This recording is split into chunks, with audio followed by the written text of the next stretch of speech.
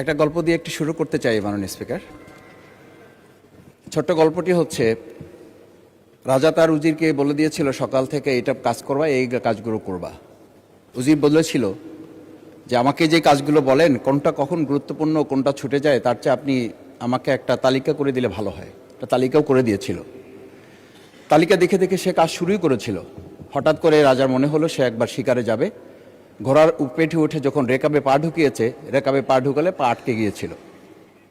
পাটা যখন ছুটাতে পারছিল না তখন সে উজিরকে বারবার ডাকছিল, আমার পাটা এখান থেকে বের করে দাও। পাটা বের করতে যাচ্ছিল না উজির, কারণ উজির বারবার খুঁজছিল যে তালিকাটা করে দেওয়া হয়েছিল সেই তালিকার মধ্যে পা আটকে গেলে ওটা বের করে দেওয়ার বিধান ওখানে আছে কিনা। শেষ পর্যন্ত রাজার পা আর ওখান থেকে বের করা যায় নাই এবং রাজাকে মুক্ত করা সম্ভব হয় নাই বলে আমরা গল্পে জেনেছি। ঠিক আমার কাছে আজকে সংসদ এরকম একটা গল্পের মতো মনে হয়। আমরা জুলাই সনদে যখন আমাদের 4 বছরের সন্তানরা জীবন দিয়েছে, আমরা যখন দেখেছি বিগত 17 বছর উন্নয়নের কথা বলে আমাদের নির্বাচনকেই ভুলে দেওয়া হয়েছিল, আবার বিগত 1.5 বছর আমরা লক্ষ্য করলাম যে সে সময় আমরা কেউ কেউ নির্বাচন এবং নির্বাচন বলে বলে আমরা আমাদের মাথা থেকে বিচার এবং সংস্কারটাই ভুলে দিয়েছিলাম। আবার এখন এসে আমরা দেখলাম যে আমাদের নখের কালি শুকাতে না শুকাতেই উন্নয়নের কথা বলে আমরা আবার জুলাই সনদটাকেই ভুলে দিতে বসেছি। আমি খুবই বিব্রত হই যে আমাদের সন্তানেরা রাস্তায় দাঁড়িয়ে সেদিন কি প্ল্যাকার্ডে এটা লিখেছিল যে আমরা একটা ফ্যামিলি কার্ডের জন্য আজকে রাস্তায় দাঁড়িয়েছি।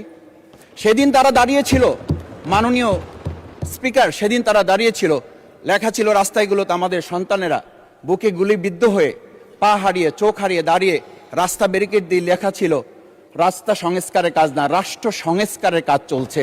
আমরা যেন সংস্কারের কথাটা মাথায় নিতে পারছি না। আমরা সংস্কারের পরিবর্তে এখন আমরা সংশোধনের দিকে যাচ্ছি। আমরা তো এই সংশোধনীর জন্য আমাদের ছেলেরা, আমাদের তরুণ যুবকরা, আমাদের জনতারা কাজ করে নাই।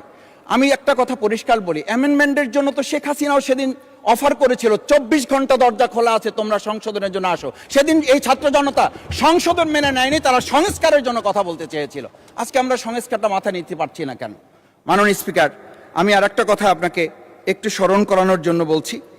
আমরা ছোট সময় আমি বাংলায় সাহিত্যে অনার্স করা, আজকে আমাকে আপনি স্নেহের সাথে মাসুদ বলে বলেছেন। আমার সংসদের নাম শফিকুল ইসলাম। এই মাসুদ নামটা যারা একেবারে খুব আমাকে স্নেহ করেন, আদর করেন, তারাই ডাকেন। আমি বাংলার সাথে আমাদের রাষ্ট্রবিজ্ঞানের ছিল, রাষ্ট্রবিজ্ঞানে আমরা ছোট একটা বাক্য পড়েছিলাম, নেসেসিটি নোস নো লস। আমরা এই নেসেসিটিটাকে আজকে একটা সংবিধানের ধারাপাইটের মধ্যে আমরা আটকে ফেলেছি।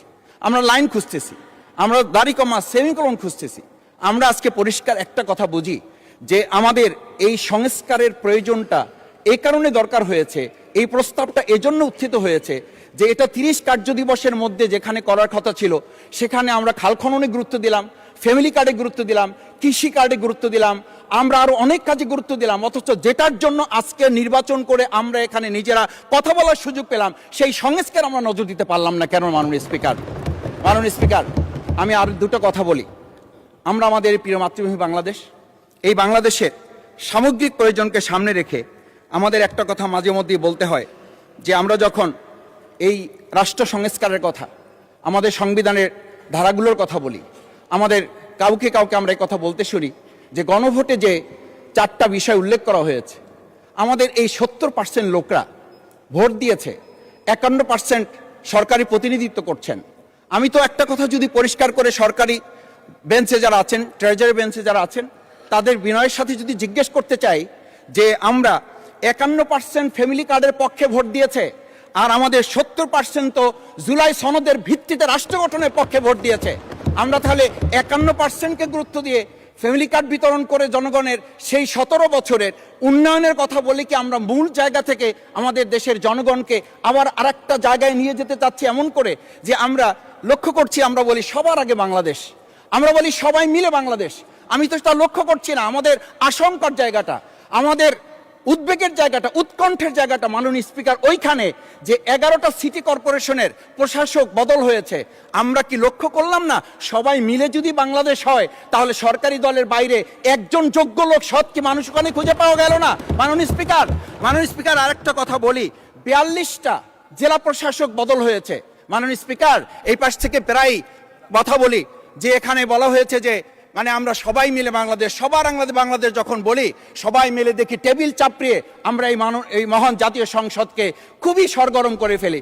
এই 42টা যে জেলা প্রশাসক নিয়োগ হয়েছে, এই জেলা পরিষদে গোটা বাংলাদেশের মধ্যে আজকে এখানে যে কমিটি হয়, সেই কমিটিতে আমরা বলি ন্যায্যতার ভিত্তিতে আপনাদের থেকে 2 জন দেন, 1 জন দেন। মাননীয় স্পিকার, খুবই বিনয়ের সাথে জিজ্ঞেস করি, আমরা কি সেই নতুন বাংলাদেশের দিকে যেতে পেরেছি, যেই বাংলাদেশে এই 42 জন জেলা পরিষদের 1 জন জেলা পরিষদকে আমরা কাউকে খুঁজে বের করতে ওখানে ন্যায্যতার ভিত্তিতে দিতে পারলাম না? মাননীয় স্পিকার, আমরা তত্ত্বাবধায়ক আমাদের অন্তর্বর্তীকালীন সময়ে যখন 1-2 জায়গায় এরকম প্রশাসক নিয়োগ হয়েছে, আমরা বললাম এটা সংবিধান লঙ্ঘন এবং এটা গণতন্ত্রের সাথে সাংঘর্ষিক। আজকে গণতন্ত্রের নির্বাচনের ভিত্তিতে আমরা যখন একটা সরকার পেলাম, সেই সরকারে স্থানীয় নির্বাচনের দিকে না গিয়ে যেখানে সরকারের প্রশাসক ছিল তাদেরকে তড়িঘড়ি করে বদল করে বিশ্ববিদ্যালয় গেলে থেকে শুরু করে নিজ দলীয় লোক গ্রহণ করে, আমরা কি এটা বলতে পারি যে সবাই মিলে বাংলাদেশ এবং সবার আগে বাংলাদেশ আসলে এটা আমাদের দেশে আসছে? আমরা বলতে পারি না বিধায়ী আজকে জুলাই সনদ বাস্তবায়ন এবং তার ভিত্তিতে আমাদেরকে এখানে শপথ গ্রহণ করানো হয়েছে। আমাদের এই ট্রেজারি বেঞ্চ থেকে আমাদেরকে বলা হয় এটাই নাকি অবৈধ হয়েছে। অবৈধ একটা কাজ জাতীয় সংসদে আমাদের কাছে কাগজ প্লেস করেছে কে? যারা প্লেস করেছে তাহলে তাদেরকে তো আগে আইনের আওতায় নিয়ে আসা উচিত। এই অবৈধ কাজে আমাদেরকে কারা সহযোগিতা করেছেন? এই অবৈধ প্ররোচনা আমাদেরকে কে দিয়েছেন? এটা তো আমরা জোর করে কেউকে ঘরের পকেট থেকে আমরা নিয়ে আসি নাই। মাননীয় স্পিকার, আমি তো বাউফল থেকে আমার এই মানে সংস্কারের শপথের জন্য আমি তো কাগজ বাউফল থেকে নিয়ে আসি নাই, এখান থেকে দেওয়া হয়েছে। মাননীয় স্পিকার, সবশেষ বলবো, আসুন সময় থাকতে নাহলে